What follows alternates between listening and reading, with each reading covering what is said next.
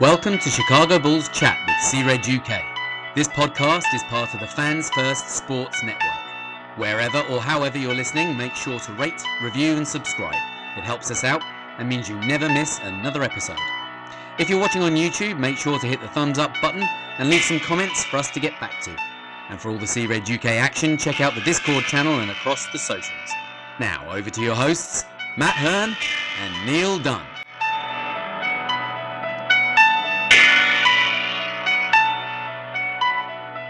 Hello and welcome to another Chicago Bulls Chat, C-Red UK podcast. Just me today.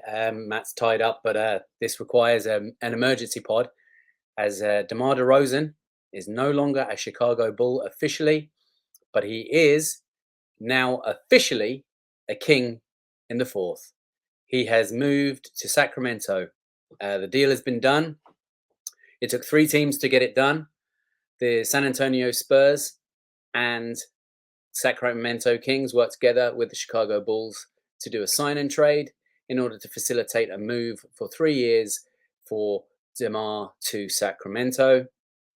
As part of the move, Harrison Barnes is moving to the Spurs, and the Chicago Bulls have acquired 2 second-round picks. Details on those are still yet to come. And Chris Duarte, as well as cash considerations. So it's done. The Demar era is well and truly over. We just like to say from C-Red UK here, thanks for everything. It's certainly one of our favourite Chicago Bulls in recent memory, if not ever. Both myself and Matt spoke very highly of Demar, but at the same time, we could see the fallings and failings for this team holding on to Demar. The promise was made by AK for change. And change is certainly drip feeding to us the whole time. At this stage, we still have Zach and we still have Vooch. But apart from that, that's the first of the core 3 that is headed out the door. How does this affect things? Well, it certainly means that financial cap strains have been lessened. It also means that we are looking at a much, much younger group now in Chicago going into next season. And we also still wait and see if anything can and will happen with Zach LaVine's contract also, and maybe even possibly Vooch. If they totally blow those up, we are looking at a full rebuild. Whether it wants to be framed that way or not, that's what we are looking at. Now, I think it was time. I think everybody knows it was time. Something had to change. It wasn't working. Continuity wasn't working. You know, all the different ways that the AK tried to tie a little bow on it and make it sound all pretty. It's done. Okay. This experiment failed. It should have worked, could have worked, didn't work. At least he's accepted that. He's moving from it. He's trying to bring in a much, much younger team that can grow together. Maybe it might mean 1, 2, 3, maybe lean years as things start to evolve. But that's maybe not a bad thing. We know that this season was renowned for being a weak draft. I know some of the players that were involved in it don't really like it to be termed in that way, but a weak draft is kind of how it was seen. Next season promises to be the absolute opposite, being spearheaded by the number 1 pick expected to be Cooper Flagg. But after Cooper Flagg, there is a wealth of talent following behind him that is also expected to be available. It's a deep draft, and it is one that if we can get into, hang on to our pick from San Antonio, use our own picks moving forward, we may very well come out quite pretty and doing quite well out of that. And who knows what we can build from there. I mean, if we were lucky enough to get Cooper Flagg next season, with the young core that's around him, then they can grow together and continue to improve. Now, there's a certain element of hope. There's a certain amount of trusting that these players will develop, like we've seen Kobe develop. Patrick Williams has just been officially re-signed. This gives him that chance now. All those questions and all those doubts that have been thrown out there about the younger players, the likes of Patrick Williams, the likes of Kobe, can he be the guy? The likes of Ayo Dosunmu, all those kind of players that have been growing and coming up behind the veteran players of this team are now going to be in a position where they can answer those questions for themselves. Is Demar hogging the ball too much, not allowing the players to develop? is there an issue with the fact that Zach or Demar are always going to be that guy? So therefore, none of the other players get a chance to take a punt and see if they can do it and be that guy, or begin to take that next step of elevation in their own games. Well, that's all gone out the window now, right? Zach is expected to be gone. If he's not going to be gone before the start of the season, he very well may start the season, may play through up to the trade deadline and be shopped then at that stage. But either way, I don't expect Zach to be here for the full course of next season. With that being the case, then you are looking at this new younger core, and how are they going to take up the mantle, take up the reins, push forward, grow together? Now, I like the idea of it. It could get messy and ugly for a little while. It could be quite lean years, but to see this team grow together could give a real good foundation, weed out the ones that aren't really making the cut, and then we can, cut those away, maybe replace them with other young players or replace them with a bit more veteran experience moving forward. But the whole point is that with the cap issues that this team have had, that all starts to go away now with these younger players. They've got a lot more left in the tank in regards to years left in their NBA careers. They cost less at this stage. They may very well start to cost more money as things go on, but that's a tomorrow problem. That's not a today problem, right? So what we're looking at is building up from a base level and seeing where it goes. We could very well be in for quite a bit of losing basketball.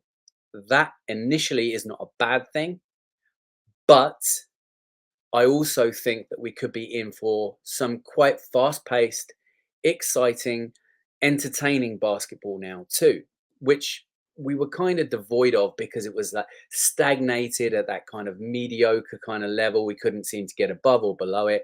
We were just flatlined, basically. Now, I would also like to see them manage to get rid of Vooch, but look, if Carlsberg did off seasons, right? Maybe we're not going to get to see everything we want this year. Maybe we're not going to get to see everything we want during the off season. Other things can happen during the course of the season too, and we'll see how that plays out. Obviously, we've taken on Jalen Smith as well. He now becomes the backup big, replacing Andre Drummond, who's also gone out the door. So, I mean, we've seen quite a bit of change now. The ball started rolling with AC being kicked out the door. Well, not kicked out the door, but AC being traded first out the door. And, we all knew that was going to be a big loss. It followed rapidly then by the signing of Patrick Williams. Then we also obviously took on the draft pick of Matas Buzelis, and that was getting interesting in itself. Then we took on Jalen Smith in free agency, and now with Demar departing, Chris Duarte coming in. Chris Duarte could be an interesting pickup. Didn't have a particularly good season last year, but his rookie season, he wasn't bad at all. I've watched some of his college stuff, some of his earlier stuff, and he was quite a good rim protector back in his earlier career. It just doesn't look like that's kind of transpired over to the NBA now. I don't know whether that's a confidence thing. I don't know whether that's because the talent is just that so much better in the NBA. But if that's something that he can kind of come back to and refine, that's something that we need, right? And I see him as a backup big that I'm really going to enjoy seeing what they do with him.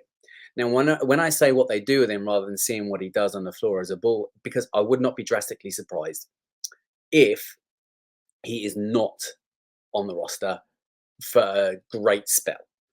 I wouldn't be surprised if he is packaged up as part of a deal with Levine or Vooch and sent in a different direction, and could very well be playing for another team and not the Chicago Bulls in the very near future. But we'll see how that goes. So ideal world stuff. Now, the only other players that I would put a question mark over going forward, I'd love to see them get rid of Javon Carter. I don't actually see it happening. We are still quite guard heavy, not massively. I think people are beginning to read a little bit too much into it, because we do have guards that are very well capable of playing into the 2 and 3 positions as well. So I'm not that worried and that concerned, but there are 1 or 2 guards that I wouldn't mind shaving off, Javon Carter being top of that list. And also, we'll see what happens with Zoe. I mean, Zoe could very well come back and play, but be an absolute shell of his former self. He could also be playing scared. I mean, and I wouldn't blame him. I'd be the same, possibly. You've gone through such an extensive surgery after a long-term injury. You're going to come back in. You're not going to be match fit straight away. You're going to be so playing catch up. But there's also going to be that fear factor of what if this happens again?